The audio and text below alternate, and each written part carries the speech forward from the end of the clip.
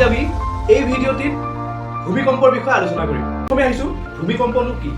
ভূমিকম্প হৈছে হঠাতে হোৱা ভূমিৰ জোকাৰণি বা কম্পন, আৰু যিটো অতি কম সময়ৰ বাবে হয় আৰু বিধ্বংসী ৰূপ লয়।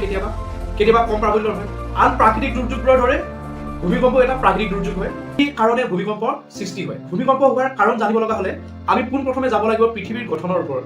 পৃথিৱীৰ গঠনটো কেনেধৰণৰ? পৃথিৱীৰ এই বিভিন্ন স্তৰৰ ভিতৰতে একেবাৰে ওপৰৰ যিটো তৰপ আছে তাক কয় ভূস্তক বা আৰ্থ ক্ৰাষ্ট। আৰু এই ভূস্তকখন যিটো ওপৰৰ বাহিৰৰ যিটো আৱৰণ, বাহিৰৰ যিটো তৰপ, এই তৰপটো আকৌ বিভিন্ন খণ্ডত ভাগ হয়। এই এটা খণ্ড লগ লাগি বাহিৰৰ স্তৰটো গঠন হৈছে। এই প্ৰতিটো খণ্ডকে কোৱা হয় ফলক বা টেকটনিক প্লেট। আৰু এই প্লেটবোৰ বা এই ফলকবোৰ সাধাৰণতে গতিশীল অৱস্থাত থাকে।